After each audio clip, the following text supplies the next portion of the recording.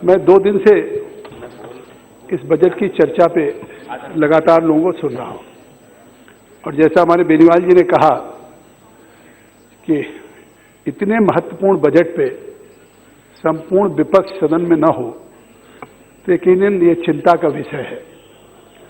और मैं अपने को वहीं तक सीमित रखूंगा कि हमारे माननीय सदस्यों ने जो बात कही है, मुझे तो लगता है कि इस बार का बजट जो माननीय निर्मला सीतारमण जी ने प्रस्तुत किया, उन्होंने लंबा बजट प्रस्तुत किया, इसका भी उल्लेख किया गया और किस तरह के सरकास्टिक रिमार्क्स किए गए। मैं कहता हूं कि अगर उन्होंने 162 मिनट देश के आम जनता से, क्योंकि सामान्य बजट या देश का बजट क्या होता है, देश के 130 करोड़ जनता के हितों की रक्षा करने वाला सरकार के द्वारा तैयार किया हुआ आय व्यय का लेखा जोखा होता है, भविष्य का रोड मैप होता है, देश के विभिन्न सेक्टरों में किस तरीके से सरकार का एलोकेशन है फंड्स का, कौन सा सेक्टर की हमारी प्राथमिकता है, हम देश के किसानों के प्रति कितनी चिंता है, महिलाओं के प्रति, स्किल इंडिया या नौजवानों के प्रति उसकी चिंता हो। और अगर उसको विस्तार से उन्होंने 13,200 शब्दों में अगर इस सदन में इस बजट को रखा है तो निस्संदेह ये विपक्ष आज उसकी नहीं तारीफ कर रहा है, लेकिन संपूर्ण देश के गांव-गांव में तारीफ हो रही है जो निर्मला सीतारमण जी ने अपना बजट प्रस्तुत किया। इसलिए नहीं, उन्होंने कहा बजट में कौन सी नई चीज है। मैंने प्रेमचंद्रन जी को अभी सुना, ओवैसी साहब को सुना, सुप्रिया सुले जी को सुना। मैं कहता हूं कि बजट में कौन सी नई चीज है। आज जिस तरीके से किसानों के लिए कृषि सिंचाई के लिए 1.26 लाख करोड़ का बजट एलोकेट किया गया है, 99 परियोजनाएं रुकी थी, प्रधानमंत्री जी ने इसी सदन में कहा सिंचाई की परियोजनाएं। पिछली सरकारों को इस बात की चिंता नहीं थी कि किसानों के खेत तक पानी पहुंचेगा कि नहीं पहुंचेगा। ऐसी 100 महत्वपूर्ण 99 परियोजनाओं को फिर से पूरा करके उस सागर से, नदी से, ट्यूबवेल से उस पानी को पहुंचाने का खेत तक का काम किया है, तो हमारी सरकार ने किया है और उसके लिए बजट का प्राविधान किया है। जल जीवन मिशन के लिए आखिर बीमारियां किस लिए होती हैं? स्वच्छ जल न मिलने के कारण। आज नॉर्थ ईस्ट से लेकर के कन्याकुमारी से कश्मीर तक आदिवासी इलाकों में उस कठिन जिंदगी को पहाड़ों पे जहां पानी का अभाव है, या 100 जनपद जो चिन्हित किए गए हैं कि संकटग्रस्त है, आखिर आज तक क्यों नहीं 100 जनपद को संकटग्रस्त को घोषित किया गया जो पानी से? किस तरह की चीजें आती हैं? तो आज उनको अगर प्राथमिकताओं के आधार पर उनके लिए पैसा निर्धारित किया गया और उसको उन्होंने विस्तार से अगर निर्मला सीतारमण जी ने कहा, तो मुझे लगता है कि संपूर्ण सदन इस बात का आभारी है कि पहली बार जैसे एक गृहिणी, एक महिला घर की चिंता करती है, परिवार की चिंता करती है, समाज की चिंता करती है, ऐसे आज हमारी सरकार की निर्मला सीतारमण जी ने देश के एक एक व्यक्ति की चिंता करके और उन्होंने विस्तार से इस सदन में रखा है। मैं इस बजट को, क्योंकि तमाम हमारे माननीय सदस्यों ने कहा कि इसका फिस्कल डेफिसिट ये है और उन्होंने कहा कि इसमें चाहे कैपिटल गेन की बात की हो, ग्रोथ रेट की बात की हो, तो मैं केवल अपने को इसी विषय तक सीमित रखूंगा कि जिन विषयों को इस बजट से संबंधित, चाहे वो रिटेल इन्फ्लेशन की बात हो या ग्रॉस फिस्कल डेफिसिट की बात हो या इफेक्टिव रेवेन्यू डेफिसिट की बात हो या करंट अकाउंट डेफिसिट की बात हो या इंडिया मर्चेंटाइज इंपोर्ट की बात हो या एक्सटर्नल डेब्ट की बात हो जो एज पर आप जीडीपी हो परसेंट आप, या फॉरेन एक्सचेंज रिजर्व्स की बात हो या इस तरीके की बातें हों, मैं वहीं तक सीमित रखूंगा। मैं एक बात कहना चाहता हूं कि आखिर कौन सा पैमाना होगा। आप इकोनॉमिक सर्वे की बात कर रहे हैं, mister Suresh is here, I think so if you go through the economic survey तो अपने आप इनको परिणाम मिल जाएगा डेफिनेटली। मतलब you are so senior, only I am asking if you go through line by line, या you will ask to your other colleague कि he must go to line by line, तो definitely they will get it all. आज global innovation जो index है कि हमारी country नई चीजें क्या इनोवेट कर रहा है, आखिर पहली बार स्टार्टअप इंडिया की बात हुई होगी, स्टैंड अप इंडिया की बात होगी, मेक इन इंडिया की बात होगी, और इन चीजों में कितना आया है मैं इसको बाद में बताऊंगा। लेकिन आज दुनिया में इस ग्लोबल इनोवेशन इंडेक्स पे जहां हम 2015 पे दुनिया में 81वें नंबर पे थे, आज 2019 में हम 52वें नंबर पे आए हैं। ये हमारी सरकार और प्रधानमंत्री मोदी जी के नेतृत्व में भारत ने इनोवेशन में, भारत ने विकास किया। लॉजिस्टिक परफॉर्मेंस इंडेक्स की बात मैं करना चाहता हूं।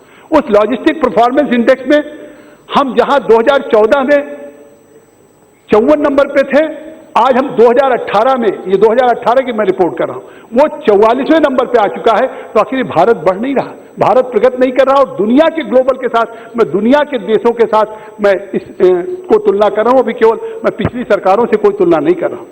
World travel tourism competitiveness index की बात अगर मैं करूं तो 2015 में हम world travel tourism competitiveness index में हम 52वें नंबर पे थे, और आज 2019 पे हम दुनिया में, आज आपने देखा होगा सिविल एविएशन में हम 27% हमारी ट्रैफिक बढ़ रही, दुनिया का टूरिज्म हमारा बढ़ रहा है। प्रसाद स्वदेश योजना, मैं उसके विस्तार नहीं जाना चाहता हूं, और आज उसका नतीजा है कि हम 52वें से आज हम 34वें स्थान पे आए हैं। निसंदेह हम अपनी सरकार को बधाई देंगे और भारत के लोग। क्या अगर प्रधानमंत्री ने ये बात कही कि आज इंडिया हमारा मोस्ट फेवरेट डेस्टिनेशन बन रहा है एफडीआई के लिए, आखिर एफडीआई में, आखिर अगर या तो विपक्ष के खड़ा होकर कह दे कि आज एफडीआई में जिस तरीके का $284 बिलियन का निवेश हुआ है, ये लगातार, इस बात को तो विपक्ष भी स्वीकार करेगा।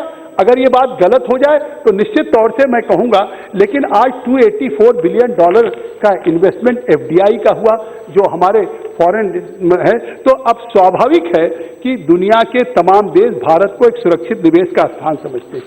तो उसको मान करके उस पर आज ईज ऑफ डूइंग जो बिजनेस है उसके इंडेक्स में भी प्रधानमंत्री ने यही कहा था कि हमारे सबसे ज्यादा फेवरेट डेस्टिनेशन हो रहा है, चाहे वो दावोस के आर्थिक सम्मेलन में गए हों, चाहे G20 हो, सार्क हो, आसियान हो, यूनाइटेड नेशंस हो, मैं उनका जिक्र कुल नहीं करूंगा। लेकिन आज ease of doing business index में भी हम जहां 2015 में 142वें रैंक पे थे, वहां 142 पे, वी स्टैंड ऑन 142, और 2019 में हम 63 नंबर पे आ गए हैं ईज ऑफ डूइंग बिजनेस में। आज पूरी दुनिया हमारे उसको देख रहा है। मैं आपसे कहना चाहता हूं, मैं केवल 2-4 बातें कहूंगा क्योंकि समय हमारी कमी है और हमारे चीफ विप साहब ने हमें जहां स्टैंड किया है मुझे वहीं तक सीमित रहना है। आज रिटेल इन्फ्लेशन की बात कही है, मैं रिटेल इन्फ्लेशन की बात कही है, मैं कहना चाहूंगा कि inflation is considered to be a hidden tax on the poor. स्वाभाविक है कि अगर इन्फ्लेशन होगा, महंगाई होगी, तो ये गरीबों पर टैक्स होगा। और ये इन्फ्लेशन अगर महंगाई पे, तो क्या इस सदन में आप भी थे 15वीं लोकसभा में, हमारे अनुराग जी जो आज वित्त राज्य मंत्री सौभाग्य से वो भी थे, सब लोग थे, जायसवाल जी थे, तो क्या इस सदन में सत्ता पक्ष नहीं स्वीकार करता था उस समय जब विपक्ष ये कहता था कि महंगाई डबल डिजिट हो गई, इन्फ्लेशन 10% हो गया, 10 से ऊपर हो गया? तो पूरे देश में महंगाई एक मुद्दा था और वो 12.17% है। 4-5 साल 6 साल पुरानी बात हो गई, लोगों की याददाश्त से उतर जाती है।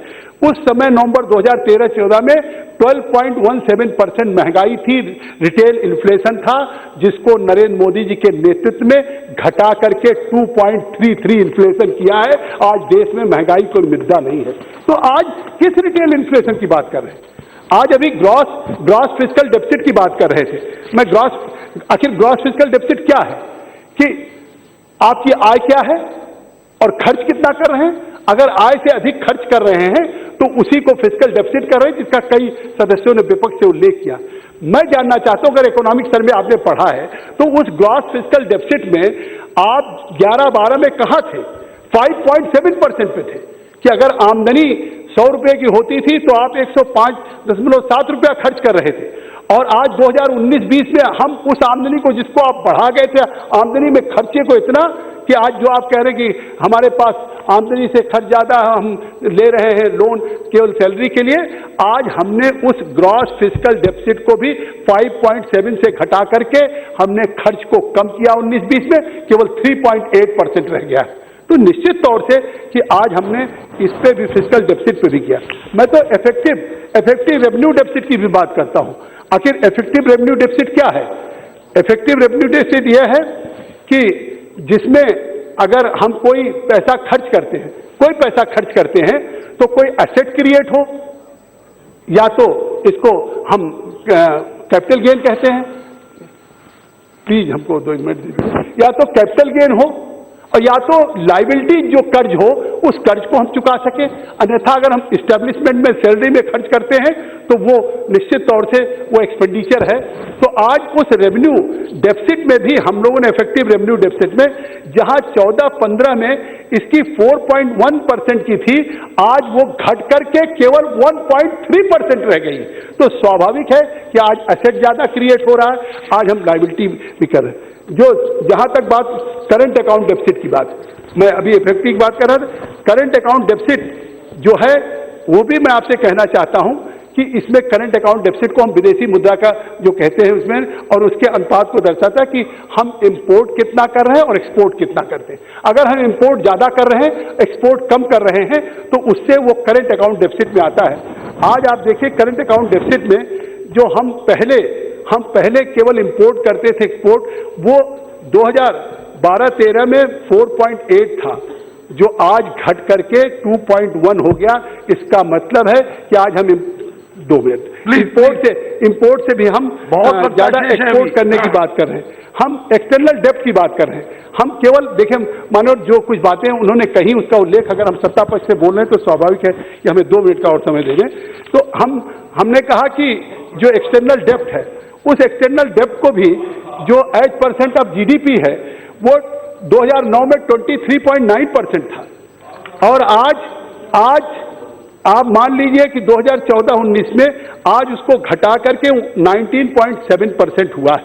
फॉरेन एक्सचेंज की बात करते हैं, आखिर यह तो चीजें आंकड़े पे है, तथ्य पे है कि जहां 2013-14 में हमारा रिजर्व फॉरेन एक्सचेंज रिजर्व था 304.2 बिलियन था, और आज 2019-20 में हमारा विदेशी मुद्रा का जो भंडार फॉरेन एक्सचेंज रिजर्व है वो 304 से बढ़कर के 433.7 बिलियन डॉलर हो चुका है। यह इस देश की कितनी अर्थव्यवस्था को आप रोड ले लीजिए। जहां आप याद करिए कांग्रेस यूपीए की सरकार में 3 किलोमीटर बन रही थी, आज 29.65 किलोमीटर बन रही। अभी हमारे बैठे हुए लखनऊ में रीता बहुगुणा जी वहां का प्रतिनिधित्व करती हैं, एमएलए थी। अभी डिफेंस एक्सपो हुआ, 35,000 करोड़ का हमने अनुमान किया था कि हम वहां से 35,000 करोड़ का हमारा एमयू होगा, 200 एमयू हुआ। आप यकीन करिए दुनिया में हम हब होने जा रहे हैं। हम अब रक्षा उपकरणों को हम एक्सपोर्ट करेंगे, और 35,000 की जगह पे 50,000 करोड़ का एमयू हुआ, और 23 यूपी की कंपनियां आई। ये है startup stand up. Mister Suresh, you come some time to me, then I will explain you कि what is the startup and what is the stand up. तो इसलिए मैं कहना चाहता हूँ ये इतनी बड़ी जिम्मेदारी बात। अरे मानवर, अभी मैंने प्लीज बाल साहब, आप बहुत सीनियर है, आपको टोकना अच्छा नहीं लगता है। एक बात कह के खत्म, आपको टोकना अच्छा नहीं लगता। मैं अभी जो एक एम्प्लॉयमेंट आखिरी बात कहता हूँ, मतलब ये आर्थिक सर्वे की बात मैं कर रहा हूँ, इकोनॉमिक सर्वे की, कि उन्होंने कहा कि कहाँ है एम्प्लॉयमेंट, कहाँ एम्प्लॉयमेंट। आप इकोनॉमिक सर्वे में देख लीजिए, बैठ लीजिए। आखिर इकोनॉमिक सर्वे में जो जिसको हम फॉर्मल एम्प्लॉयमेंट कहते हैं, चाहे वो प्राइवेट हो चाहे गवर्नमेंट का हो, 2011-12 में 17.9% था आपकी सरकार में, और आज वो फॉर्मल एम्प्लॉयमेंट बढ़ के 23% हो गया है।